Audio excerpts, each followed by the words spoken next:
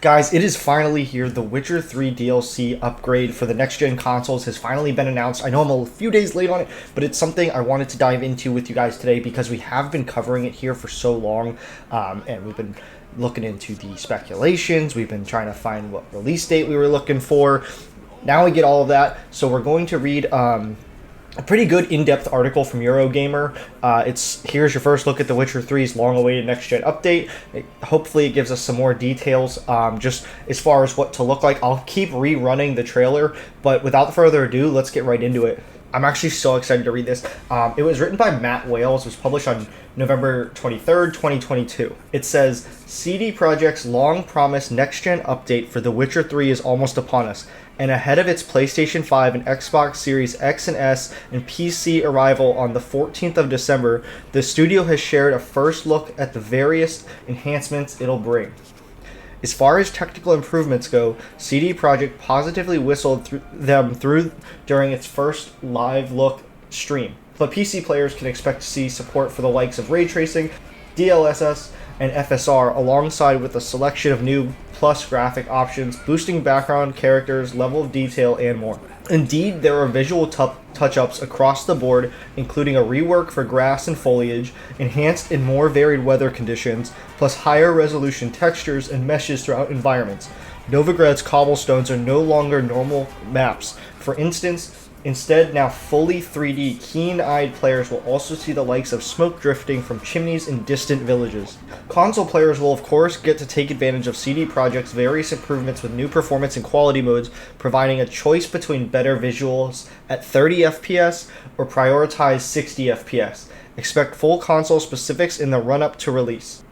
The Witcher 3's next-gen upgrade incorporates more than just visual enhancements. However, CD Projekt has also taken the opportunity to introduce a number of new features and quality-of-life improvements. There's a new photo mode, for instance, giving players control over things like the FOV, tilt, depth of field, aperture, focus, distance, exposure, and contrast for the more beatific snaps. Additionally, there's an optional new in-game camera bringing the viewpoints much closer to the action while on foot, on horseback, or both. There are also new map filters, enabling explorers to hide the likes of question mark icons, and the minimap can be hidden specifically during exploration too. Using this latter option, the minimap can be temporarily restored at the press of a button, and it'll also auto-appear in combat. Elsewhere, there are also improvements to controls. By holding down a button in combat, it's possible to instantly trigger a sign of your choice without having to bring up the radial map, and there's a new tap to sprint option for Geralt. And still in the realm of controls, PS5 players will get DualSense haptic feedback support. Other notable additions include a range of accessibility improvements such as a larger HUD and subtitle options, plus enhanced language support including Chinese, dubbing, and subtitles. There are also numerous polishing tweaks including a new pause option for cutscenes, plus for the fixes for the likes of cutscenes, stuttering, and previously broken quest lines, with CD Projekt saying the patch should retroactively fix broken quests on saves. And finally, there's cross-progression and cross-save support on PC, Xbox, and PlayStation. CD Projekt has previously said PlayStation 4, Xbox One, and Switch owners will be able to enjoy numerous additions and improvements as part of the patch accompanying the next-gen on other consoles, but exactly how much, if any, of the above will be making the jump to the last-gen machines is unclear. We do, however, know that all the platforms will be getting a small slice of DLC themed around Netflix's The Witcher TV series. These will include a new armor and weapon options for Geralt, plus a new outfit for Jaskier.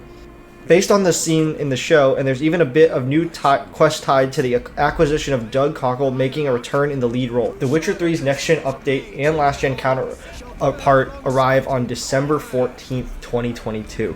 Guys, I am so excited this is finally here. It's roughly only 3 weeks away, so I can't wait to get my hands on it, and I already got it installed in the PlayStation, ready to go. I specifically want to play it on the PlayStation just for that haptic feedback support. I think it's going to make the combat really fun. I am definitely going to be playing it in the 60 FPS mode. I think it will make also the combat a lot better and a lot more smoother. But obviously, just, if you're roaming around and you want to see as much of the visual perspective of it as possible, definitely put it in that visual mode. You still get the 30 FPS, but I'm sure it looks a lot better. The big thing I'm interested about, too, is the Witcher 3 TV show DLC and how they're going to go about that. Is it going to be just something very slight? Is it going to be a pretty in-depth mission maybe from the show? I am excited because I know it said like we're going to get the armor and swords, but I mean, what if we get a character that looks like Henry Cavill? That would be pretty cool, you know, try to mix it up a little bit. But now I want to know what you guys are thinking. Are you guys excited for this DLC? What are you playing it on? Are you going to be playing in the visual mode? Are you playing in performance mode? What do you guys most look forward to the DLC as well? That's going to do it for me today, guys. I hope you guys did enjoy, and I hope you guys are as excited as I am for this. If you guys did enjoy, please be sure to smash the thumbs up button. Consider subscribing here if you guys are new to the channel and want to stay up to date on all the latest gaming news we cover, as well as just turn on that notification bell so you never miss an upload. As always, my name is Ross, and I will see you guys in the next video.